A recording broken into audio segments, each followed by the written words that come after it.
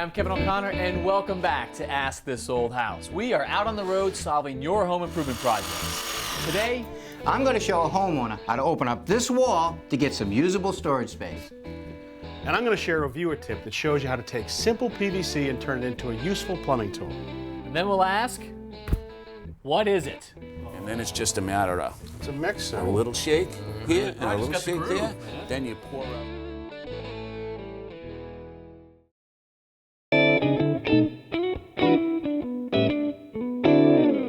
Hi, I'm Brian, And I'm Laura. and we need your help. I have no closets. Here's what we're left with, We have 2 small children. and they have a lot of stuff. In case you don't believe us, this is about half the storage space in our whole house. So this is our linen closet, our medicine cabinet, everything. All crammed into one. So here's what I'm thinking. On the other side of this wall is unused attic space. We could put a closet door right here. Well, Brian, the good news is we can put a door on this wall to make a closet. But behind this wall, there's a chimney. So I first wanted to locate that on the wall. So I went outside and I measured from the side of this window to the edge of the chimney, and that's 20 inches. All right? And how wide's the chimney? Well, the chimney's about 36 inches, so that should be about here. So now we know that the door can go anywhere on this part of the wall. To get started, I want to put a hole right here so I can locate the chimney exactly. All right, Brian, here's the hole I'm going to cut in the wall right here. I'm going to cut it with my reciprocating saw. So what I want you to do with the vacuum, follow me real close and you suck up all the dust, okay? Great. Here we go. Now you notice I'm holding the saw at a very steep angle, and I'm not letting the blade go deep into the wall. I'm only trying to cut through the plaster. I don't know if there's any wires in the wall, and I don't want to hit them.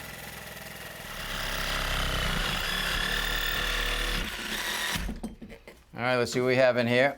Oh, look at that. There's a wire right there, so that's why I don't want to put the saw blade in deep. Okay, next thing I want to do is cut through this sheathing, and we should find our chimney. Okay. And there's a chimney right over there. Let me show you what we have here through this hole that we just cut. Our chimney is right here, just about where we thought it was. Our rafters are right here, and that's a pretty steep angle, and that's a little bit of a challenge. So if we take our door and we put it against the chimney like we thought, the rafter angle would be way down here. And that could block a lot of the doorway. Exactly. So if we take the door and we move it over, making the left side of the door right here, the rafters would be up much higher, and only a little bit of the rafter will be coming into the door opening. Sounds perfect. Okay.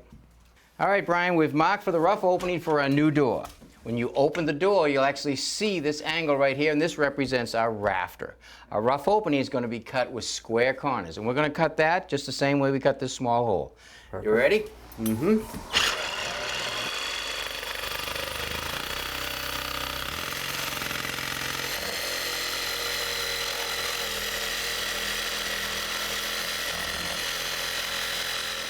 There's only one stud in the middle and the wood lathe nailed to that, so we should be able to just pull it off with our hands.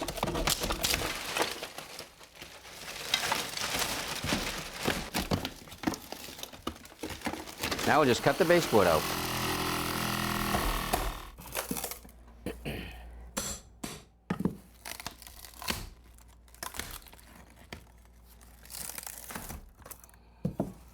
So Tommy, we've unearthed a lot of electrical here. What are we going to do about it? Well, actually, we're not going to do anything about the electrical. We're just going to cut it out of the wood and push it out of the way.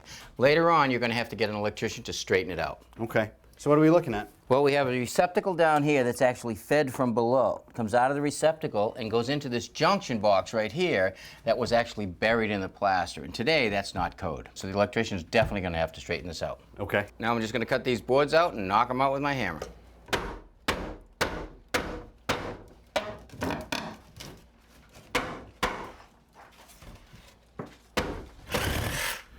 So Tommy, we're cutting out a stud here. Do we have to worry about bracing it? Well, this is a gable wall, so there's a main rafter right up there, but look, there's no weight on that at all. So we'll just put a 2x up there as a nailer. Great.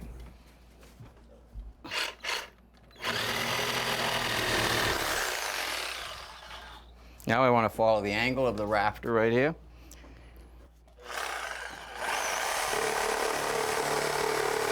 Now before we put the door in, first thing I want to do is I want to extend this subfloor. But before I do that, I have to add some structure. So I've cut 3 blocks, one for the right side, for the middle, and the left. And I'll tack them in place first.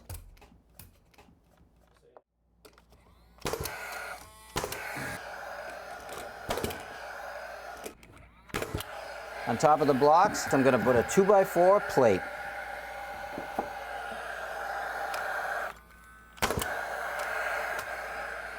Now I want to do the header.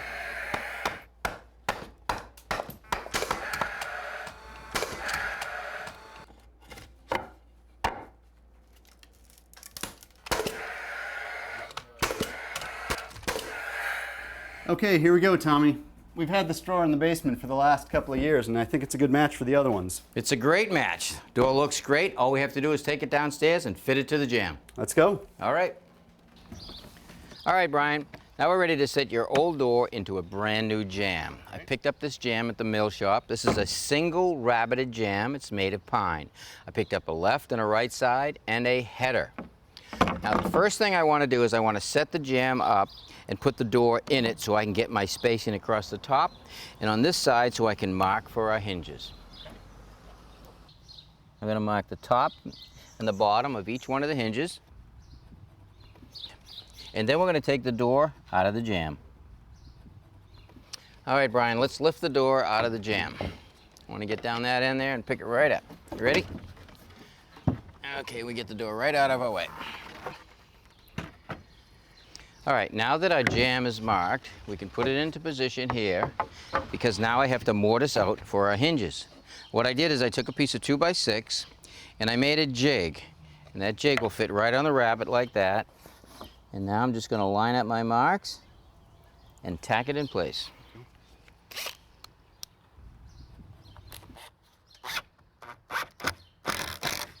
Now I'm going to take my router.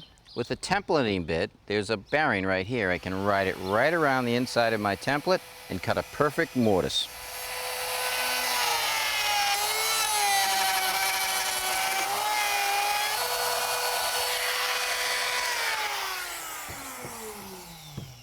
Now I want to square up each corner.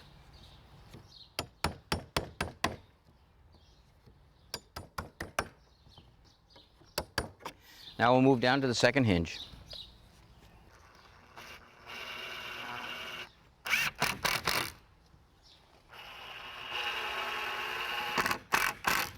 And now we screw the head jamb into the side jamb. Okay, I want to put a couple of 3/4-inch filler strips on top of my 2x4, and then I'm going to lay my oak threshold on top of that.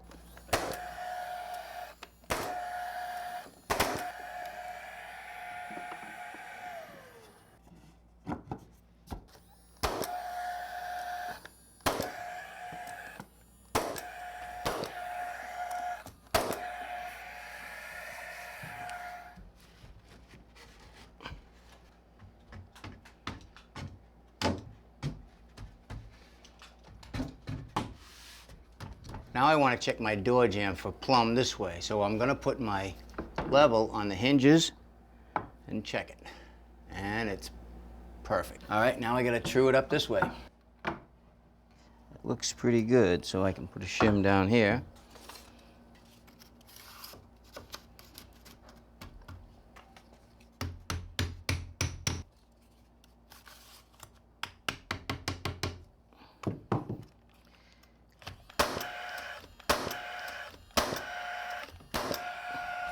With the hinge side of the door all plumbed and secured, I like to hang the door before we do the other side. There you go.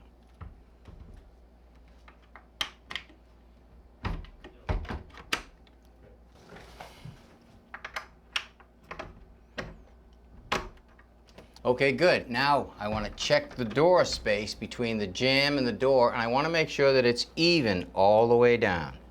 All right, I'm going to start at the top and work my way down.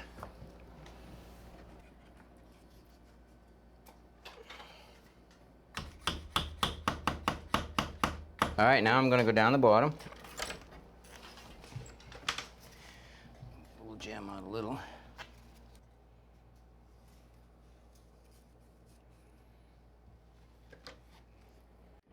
Looks pretty good down the bottom, about the same as the top. And now I'll just infill the middle.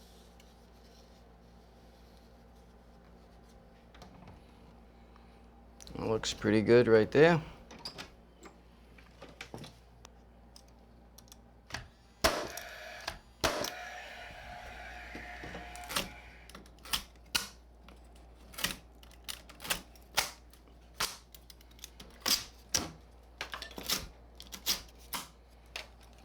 Now, Brian, we want to trim out your closet and would like to match your existing trim in your house, but your trim is pretty old, and I can't match it exactly. So I went down to a mill shop and I bought this molding off the shelf. It's a 1x6 colonial molding. And what we can do is rip off this section right here and we'll have a pretty close match. Looks good. Okay.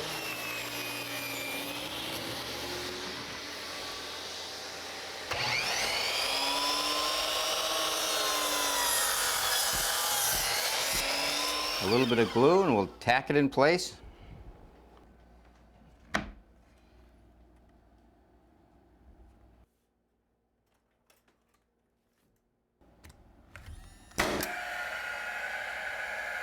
All right, Brian, mark the baseboard. Okay, good. Now we're going to cut it with our oscillating saw.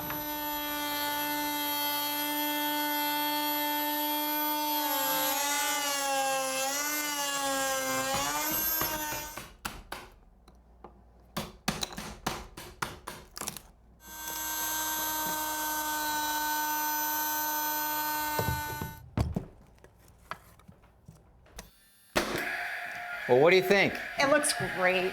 Door looks like it's always been there. It sure does. And you've got a closet. Maybe even a walk-in closet. I don't know. I almost feel like there's enough space to do a master bathroom A in there. master bath. I'll send Richard over. See you guys. Sounds good, thanks. Take care. Thank you. All right, boys, this little baby has its own carrying case. Pull it out, you open it up like this, and you'll notice there are 3 holes right here, so it acts like a bellows. Some air that sits inside there. What is it? It's blue. I know exactly what it is. You do? We all travel a lot. We're in an airplane a lot, right? Too much. All right, you know the tray tables in front of your Sure. chair? What are they used for? You can't get any food anymore. Maybe some peanuts? Yeah. No. Hey, you can't get a pillow or a blanket either. Exactly. You bring your own. It has its own little carrying case, remember? That's right. Fill it up with air, put it on that table, and boo, you're out like a light. Nighty night, and Mr. Silva. comfortable. Wow. Hey, you know what? The best part is you're already in the crash position. Oh. Just Kate. Wrong, Tommy. Wrong. You know why? I got one of these, and it's actually a portable beach cooler, right? You just pop this thing open, you fill it up with ice, and in these 3 holes are to fit the cans. How about that, huh? So 3 beers. Yeah, well, 3-drink limit for you, pal. Well, you can never be too careful. We've seen how you get after it. Actually, this is for camping. I go Yeah. camping all the time. Yeah. There's no electricity there. I love pancakes. This is a pancake mixer. That's what you do when you go camping. Yeah. It goes in here. Milk and eggs here, and maybe a little blueberries in. And then it's just a matter of It's a mixer. a little shake here and a little got the shake groove, there. man. Then you pour out 3 perfect pancakes at one time. Yay. Really? Yay! I'm going to the beach. Don't take this the wrong way. This was really I'm gonna take stupid. a flight. Gentlemen, I want you to meet the modern plunger. What? The modern plunger. Now, this has always been called the plumber's friend. Yeah. We're told that this is now obsolete. You know what? It's been hanging around for too long. Absolutely. Get rid of it. 100 years. So now with this, you've got a toilet stoppage. You would take this bellows and put it right over the toilet seat right here. Now, with the toilet lid, you would go like this, and you would push air down to try and clear the stoppage. But there's an installation booklet with some important rules. It tells you that you should also be sure to block off the flapper and the overflow for added pressure, but also, if you're not careful, you can end up full painting the bathroom, if you know what I mean. Never use it for pancakes again. I'm not sleeping on it either.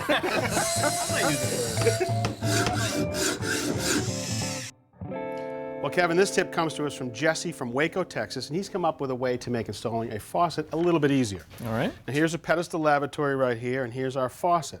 To attach this faucet to the sink, there are lock nuts underneath. Let me show you under here. Now, here are the nuts right there. Now, they're in a really tight spot. Very difficult to get a pair of pliers in there. So we've always used this. This is called a basin wrench, and that's designed to be able to get up into a tight space like this. Now, there's a jaw that I open, And as I tighten it, it makes the nut tight. Now, it really wasn't designed for this modern type of nut that has two wings on it and it's made out of plastic. So they invented this wrench. You can see there's notches at the top, and that's designed to stick right over the shank, and you just snug it up. But in either case, both of these are specialty plumbing tools. That's right. Well, Jesse has invented a version of this. He's taken a piece of standard 1¼ PVC. You notice at this end, he cuts notches north-south, east and west, and that just fits right over that shank, and he's got a very cost-effective wrench. Yeah, nothing special about that at all, but definitely useful. That's right. All right, well, Jesse, for your good idea and sharing it with us, we are going to share with you an Ask This Old House t-shirt, so thanks for writing in.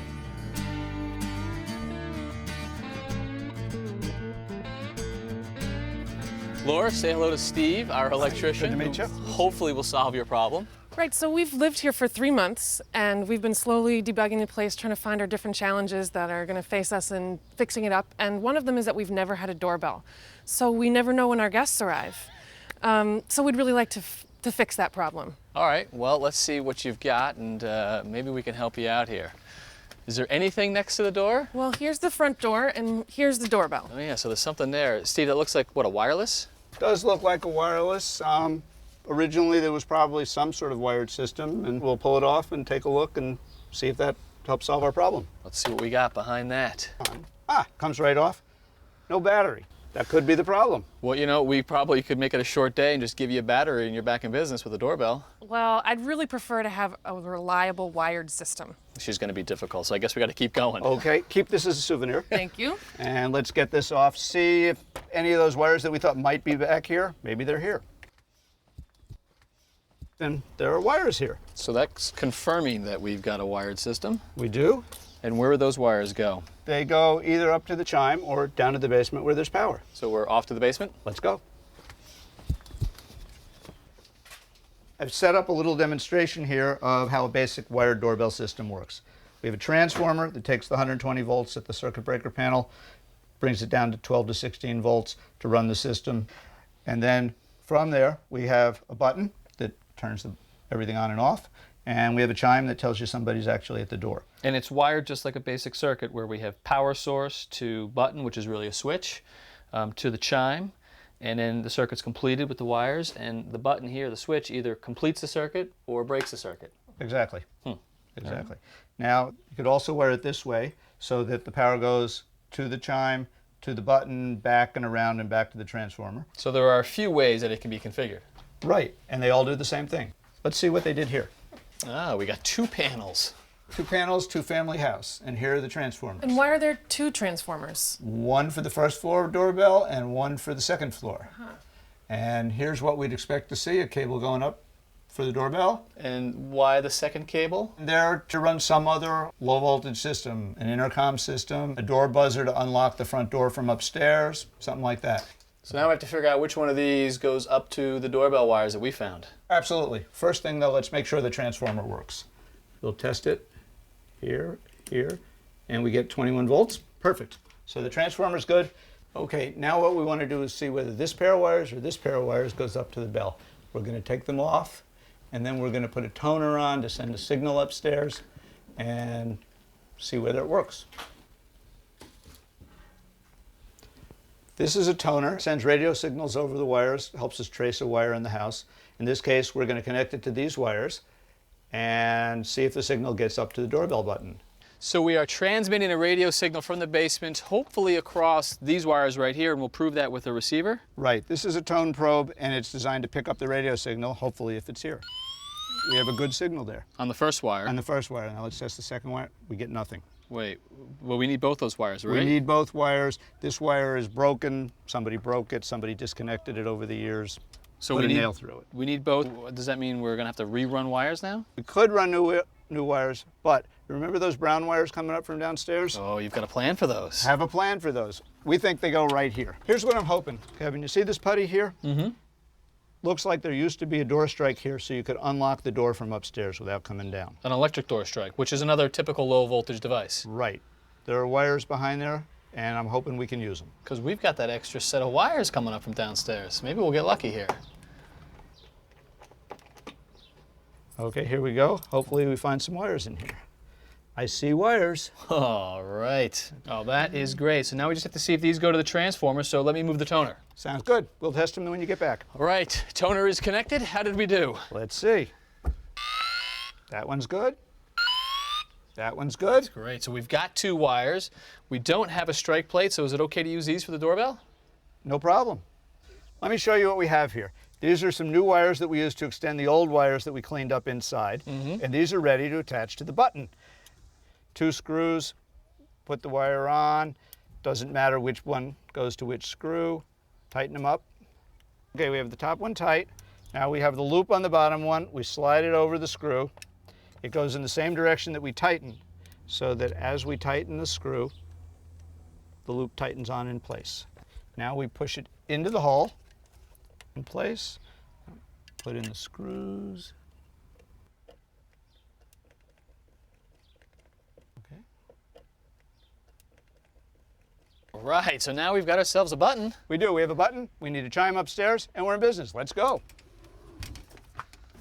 Here we go. Here's the old bell. And this doesn't work anymore? Doesn't work anymore. We have the wires here that we can reuse. Same little loops like downstairs on the button. We'll attach it to the new chime. What is the new chime? Here's the new chime. Give you the cover. Here's the innards. Has a couple magnetic solenoids. When you push the button downstairs, it goes. Sounds like a doorbell. It is a doorbell. Let's get it connected.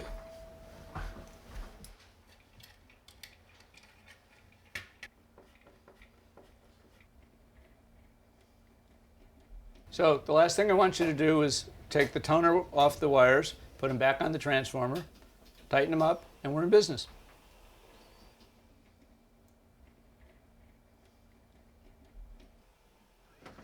All right, Laura, let me be your first guest, or at least the first one you know about.